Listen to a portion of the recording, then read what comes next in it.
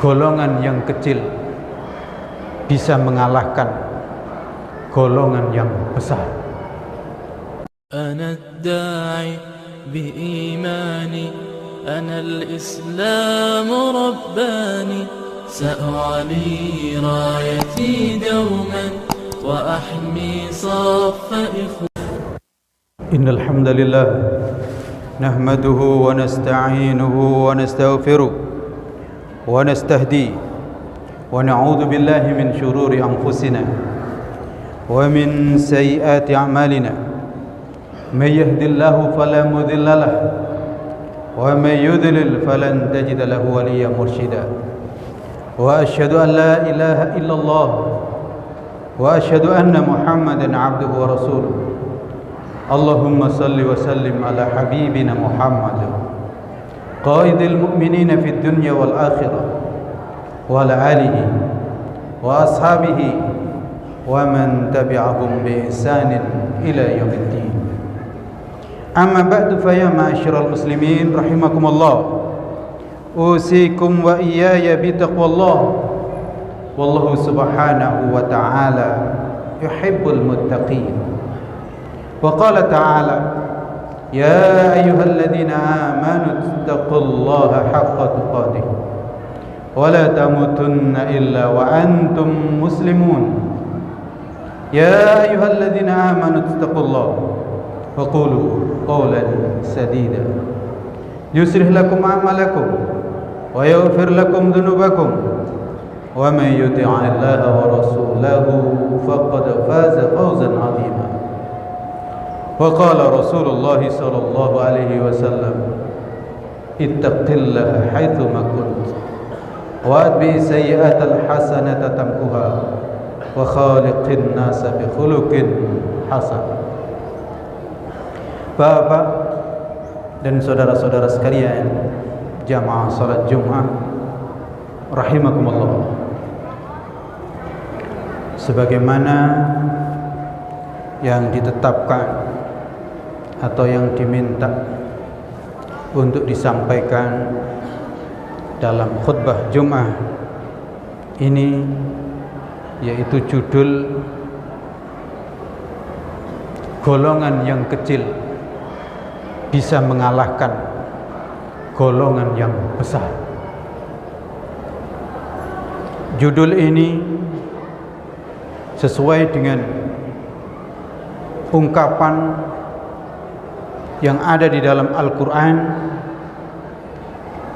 tepatnya di surat Al-Baqarah ayat 249. Di sana ada penggalan ayat kam min fi'atin qalilatin ghalabat fi'atan katsiratan biidznillah. Banyak golongan yang kecil, yang sedikit bisa mengalahkan golongan yang besar dengan izin Allah. Bapak dan saudara-saudara sekalian, terkait dengan tema ini ada kisah. Kisahnya adalah kisah Bani Israel sepeninggal Nabi Musa alaihi salatu wassalam. Bani Israel sepeninggal Nabi Musa itu selalu dipimpin ada seorang nabi dan ada seorang raja. Nabi inilah yang mengangkat raja, tentu saja atas petunjuk Allah Subhanahu wa taala. Dan nabi ini yang selalu memberikan bimbingan-bimbingan kepada masyarakat dan tentu saja kepada raja itu agar menjadi raja yang baik, menjadi raja yang adil dan memimpin masyarakat mengikuti petunjuk Allah Subhanahu wa taala, taat dan patuh kepada Allah dan menjauhi kemaksiatan. Dan itu dilakukan oleh Bani Israel sehingga Bani Israel hidup dalam kemakmuran, hidup dalam kenyamanan, hidup dalam kejayaan, hingga kemudian tiba suatu masa di mana muncul perlahan-lahan generasi masyarakat yang tidak mendengar kepada Nabi, yang juga mengakibatkan tidak taat kepada pemimpin yang sudah ditentukan, hingga akhirnya merajalela kemaksiatan, merajalela hal-hal yang dilarang oleh Allah Subhanahu wa taala. Bahkan puncaknya mereka tidak segan-segan membunuh Nabi. Itulah Bani Israel. Disebutkan di dalam Al-Quran berulang kali, mereka itu tidak segan-segan membunuh Nabi, tidak segan-segan membunuh orang-orang yang saleh, tidak segan-segan membunuh orang-orang yang melakukan amar ma'ruf nahi mungkar. Sehingga yang berkuasa adalah kejahatan. Kejahatan itulah yang dominan. Orang-orang yang berbuat jahat itulah yang secara langsung maupun tidak langsung yang mengendalikan kehidupan. Sehingga sesuai dengan sunatullah, kalau masyarakat itu tidak tunduk dan patuh kepada Allah Subhanahu wa taala, maka tibalah masa di mana kemakmuran berubah menjadi kebangkrutan. Kejayaan berubah perlahan-lahan menjadi kehinaan. Dan itu diawali karena mereka tidak mensyukurin adanya Nabi, tidak mensyukurin adanya pemimpin yang baik. Maka akhirnya mereka hidup tanpa Nabi, hidup tanpa pemimpin, hingga seperti ayam yang ditinggal induknya. Mereka kocar-kacir, mereka tidak punya kekuatan. Dan tentu saja kalau sudah seperti itu, maka datanglah musuh, datanglah penjajah yang menyubuh mereka, dan mereka tidak ada kekuatan, karena mereka adalah ibarat anak-anak ayam yang kehilangan induk. Mereka banyak tapi tidak memiliki kekuatan. Maka masuklah penjajah, masuklah bangsa lain yang menguasai tempat yang makmur itu. Disebutkan raja itu namanya adalah Jalut. Jalut yang kemudian menguasainya. Dan Jalut ini hebat, manusia, tapi bentuknya seperti raksasa, sehingga kekuatannya tak tertandingi. Maka mereka dengan sangat leluasa menindas Bani Israel itu, baik yang laki-laki, yang perempuan, maupun yang anak-anak. Disitulah Bani Israel menjerit. Dan tentu saja biasa masyarakat kalau sudah dalam kondisi kesulitan menjerit kepada Allah Subhanahu wa taala, ya Allah, mohon pertolongan kepada Allah. Itulah fitrah manusia. Biasanya kalau dalam kondisi kaya, dalam kondisi jaya, lupa kepada Allah. Tapi mau tidak mau, ketika datang dalam kondisi susah, sengsara, baru ingat kepada Allah Subhanahu wa taala. Merasa ingat alangkah enak punya Nabi, alangkah enak punya ajaran-ajaran yang berdasarkan wahyu. Ingat itu. Maka mereka minta agar dibangkitkan Nabi.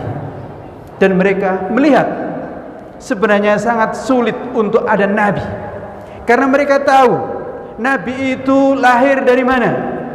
Dan mereka melihat sudah nyaris punah keluarga-keluarga yang ditengarai sebagaimana tradisi mereka yang melahirkan Nabi. Hingga ada seorang perempuan, yang perempuan itu sudah mandul, punya suami tapi lama sekali tidak punya anak. Justru sang suami itu punya istri lainnya, dan itulah yang punya anak banyak. Ini seorang perempuan salehah, tapi sudah dikenal mandul, maka nyaris putus harapan. Tapi Allah Maha Kuasa. Ternyata perempuan ini akhirnya mengandung dan melahirkan anak. Iya, sang ibu wanita salehah. Maka anaknya lahir dan dia gembira, bersyukur kepada Allah Subhanahu wa taala.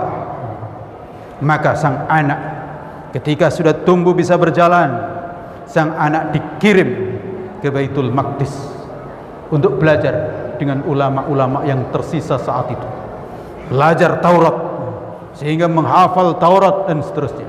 Ada yang menyebutkan ini namanya Samuel, ada yang menyebutkan Samuel. Wallahu a'lam. Yang jelas inilah yang kemudian diangkat oleh Allah Subhanahu wa taala menjadi nabi. Iya, biasa. Kebiasaan Bani Israel minta kepada Allah nabi, diutus nabi, mereka menolaknya, mereka mengingkari. Dan itulah memang nyaris tidak ada nabi yang tidak diingkari oleh kaumnya sendiri. Diminta, tapi setelah Allah berikan diingkari. Tapi terus sang nabi ini tidak ada bosan-bosannya mengajarkan kebaikan, mendidik generasi yang ada pada saat itu, hingga kemudian mereka percaya bahwa dia adalah nabi. Setelah mereka percaya bahwa ini adalah nabi, maka minta kepada nabi ini, ya Nabi Allah, mintalah kepada Allah agar Allah itu mengangkat seorang raja. Sebagaimana mereka ingat tradisi terdahulu, ada nabi, ada raja, dan agar kita diwajibkan untuk berperang. Tapi nabi ini menjawab, kalau nanti diwajibkan perang, jangan-jangan kamu tidak mau berperang. Karena nabi ini tahu juga tradisi Bani Israel. Minta nabi, dikasih nabi, mereka mengingkari. Minta makanan, dikasih oleh Allah makanan, ternyata mereka juga tidak bersyukur. Ini minta diwajibkan perang dan minta ada raja, maka diingatkan, jangan-jangan nanti kalian juga tidak akan mau berperang. Enggak, kita akan berperang. Bagaimana kita tidak akan berperang sementara kita sudah diusir dari kampung halaman kita, dan anak-anak kita disiksa, kaum perempuan kita ditawan, dan kita semuanya tidak mendapatkan kebahagiaan dalam kehidupan di dunia ini. Iya, singkat cerita, kemudian Allah Subhanahu wa taala menunjukkan siapa yang seharusnya bisa menjadi raja. Ditunjukkan kepada nabi ini sifat-sifatnya, dan itulah muncul seorang pemuda yang bernama Talut. Memang pemuda ini tidak terkenal, pemuda ini miskin. Ada yang menyebutkan tukang kayu, ada yang menyebutkan dia seorang penggembala saja, ada yang menyebutkan dia tukang jual air untuk masyarakatnya. Maka ketika ditunjukkan oleh sang nabi, inilah raja yang ditunjuk oleh Allah Subhanahu wa taala. Apa? Ternyata serta-merta mereka menolak bagaimana Talut yang ditetapkan jadi raja. Dia miskin, enggak punya apa-apa, sementara kami lebih punya, lebih kaya, dan seterusnya. Itulah Bani Israel. Tapi nabi menyebutkan, lihat nanti tandanya, kalau nanti ada tabut yang dibawa oleh malaikat, maka nyata. Dan betul, malaikat datang dari langit membawa tabut, peti besar yang itu berisi kitab Taurat.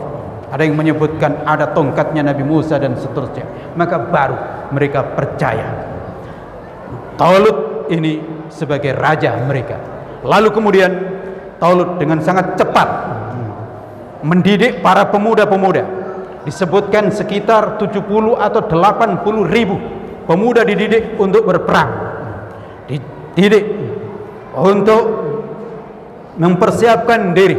Tentu saja ini memakan waktu yang tidak singkat, hingga kemudian pada saatnya Talut memimpin, ayo kita berangkat berperang melawan Jalut. Dan Talut sudah mengingatkan, nanti awas, hati-hati, nanti ada ujian. Innallaha mubtaliikum binahar, Allah akan memberikan ujian kepada kalian, nanti ada sungai.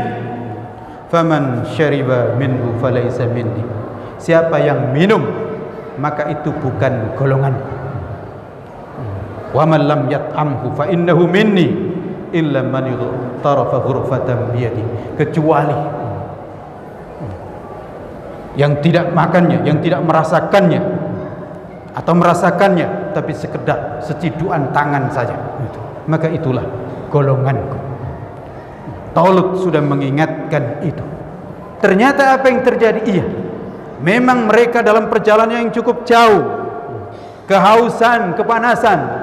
Ternyata mereka melewati sungai itu dengan serta-merta sebagian besar lupa yang diingatkan oleh Talut itu. Disebutkan tinggal 300 atau 400 orang pemuda yang tidak minum itu, atau minum tapi sedikit. Yang lain minum semuanya. Dan betul, setelah mereka minum dan tinggal ratusan orang itu yang tidak minum, maka apa yang terjadi? Mereka yang minum itu mengatakan, la taqata lanal yauma bijalut, kita enggak ada kekuatan lagi dengan Jalut yang besar itu, kita enggak mungkin menang. Maka mereka mengundurkan diri, dan itulah mereka menjadi kafir, menjadi munafik.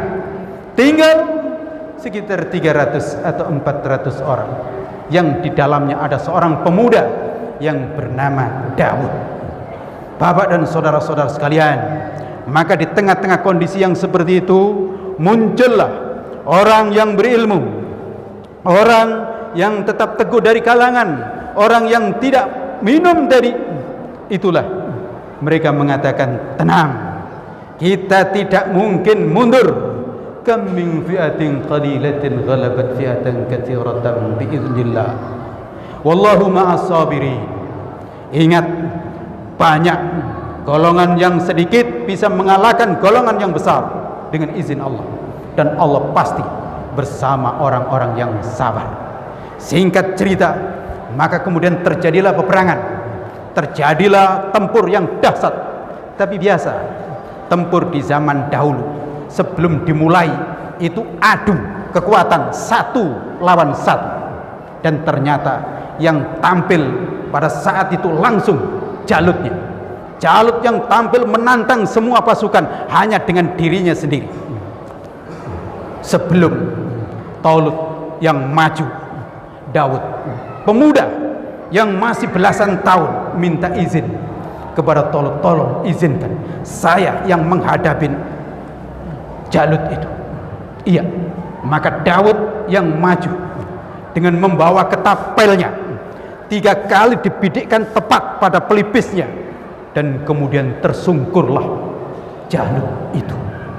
Ya, tersungkur Jalut tersungkur, maka pasukan Jalut, dan kemudian terjadilah perang antara pasukan dan pasukan. Tapi sudah bisa dibaca, pasukan kalau sudah kehilangan pemimpinnya, maka 50% kekuatan itu habis. Dan betul, tidak begitu lama maka peperangan selesai dan dimenangkan oleh pasukan yang dipimpin oleh Talut. Falamma barazu li Jaluta wa junudihi qalu rabbana afrigh alaina sabra wa thabbit aqdamana wansurna 'alal qaumil kafirin fahazamuhum biidznillah wa qatala Dawud Jaluta wa atahu Allahul mulka wal hikmah. Iya, Daud berhasil membunuh, Talut berhasil membunuh Jalut, dan kemudian pasukan mereka berantakan, kalah, dan kemenangan dimiliki oleh pasukan Talut, yang di situ ada Nabi Daud, ada Daud yang sebelum menjadi nabi, dan memang sudah diberitahu sebelumnya. Talut sudah mengumumkan, siapa yang bisa membunuh Jalut, maka dia akan aku jadikan sebagai menantu. Aku nikahkan dengan putriku dan aku akan berikan kekuasaan. Dan betul, setelah itu ditunaikan. Kekuasaan sebagian dibersihkan kepada Daud. Dan akhirnya setelah Talut meninggal dunia, maka Daud yang menggantikannya. Dan saat itulah Daud menjadi raja sekaligus menjadi nabi. Berubah tradisi yang pada awalnya ada nabi, ada raja, tapi pas Daud cukup nabi dan sekaligus menjadi raja. Barakallahu li wa lakum fil Qur'anil karim wa nafa'ani wa iyyakum bima fihi minal ayati wa dzikril hakim wa taqabbalallahu minni wa minkum tilawatahu innahu was-sami'ul 'alim wa tub 'alaihi innahu at-tawwabur rahim.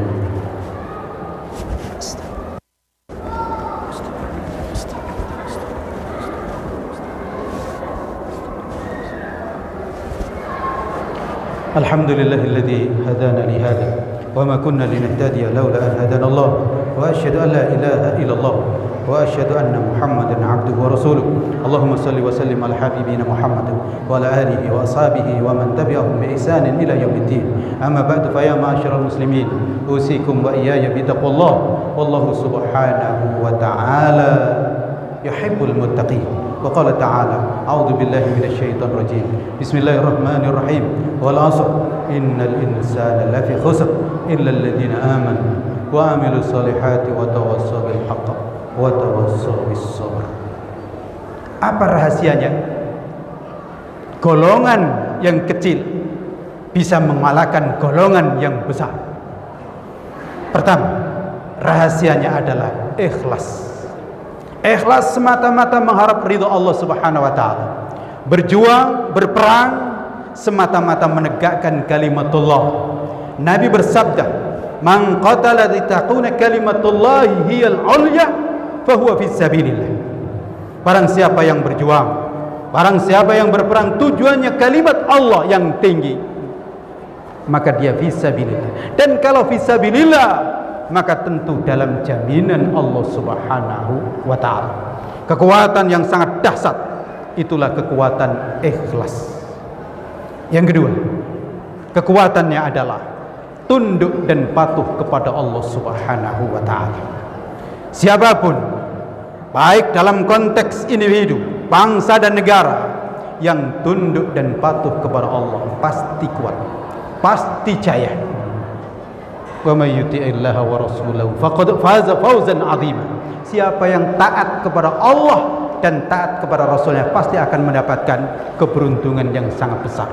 Tapi dimanapun ada masyarakat di situ banyak bergelimang dengan dosa, bergelimang dengan kemaksiatan, maka tidak akan memiliki kekuatan. Yang ketiga, bangsa yang kuat dan pribadi-pribadi yang kuat adalah pribadi yang sabar, tangguh, tidak mudah terjebak dengan ujian-ujian, khususnya dunia. Dunia itulah yang menjebak. Dunia itu sebenarnya bukan sumber kekuatan, tapi dunia itu lebih banyak merupakan sumber kelemahan, kecuali ketika dunia digunakan sekedarnya di jalan Allah Subhanahu wa ta'ala. Generasi yang hanya mimpi makan, generasi yang hanya kongko-kongko di kafe-kafe yang agendanya hanya makan dan minum, maka itu tidak akan memiliki kekuatan. Generasi yang hebat adalah generasi yang bisa menahan lapar. Generasi yang hebat adalah generasi yang bisa menahan ini halal atau haram. Dan kalaupun halal, tidak diambil semuanya. Karena dunia ini bagi orang yang kekenyangan, maka itu tidak akan memberikan kekuatan. Orang yang makan minum sekedarnya dan tahu bahwa ini hanyalah fasilitas dari Allah untuk beribadah, maka itulah yang kuat. Dan ujungnya, rahasianya adalah doa. Generasi yang bertumbuh kepada doa, doa kepada Allah Subhanahu wa ta'ala, yakin bahwa sebesar apapun dalam kehidupan ini kecil, karena dia makhluk. Jalut yang besar itu, meskipun raksasa itu kecil dan ternyata mudah, bisa mati hanya karena ketapel. Jadi manusia itu lemah. Sebesar apapun dan sehebat apapun teknologi, sehebat apapun, lemah. Yang kuat adalah pertolongan Allah Subhanahu wa ta'ala. Innallaha wa malaikatahu yusholluna 'alan nabi ya ayyuhalladzina amanu sallu 'alaihi wa sallimu taslima. Allahumma salli 'ala Muhammad wa 'ala ali Muhammad kama shallaita 'ala Ibrahim wa 'ala ali Ibrahim wa barik 'ala Muhammad wa 'ala ali Muhammad kama barakta 'ala Ibrahim wa 'ala ali Ibrahim fil 'alamin innaka Hamidum Majid. Allahumma ighfir lana, Allahumma ighfir lana, Allahumma ighfir lana wa liwalidina wa limasyayikhina ولأساتذتنا ولإخواننا ولجميع المسلمين والمسلمات الأحياء منهم والأموات إنك سميع قريب مجيب الدعوات. ربنا لا تزغ قلوبنا بعد إذ هديتنا وهب لنا من لدنك الرحمة إنك أنت الوهاب.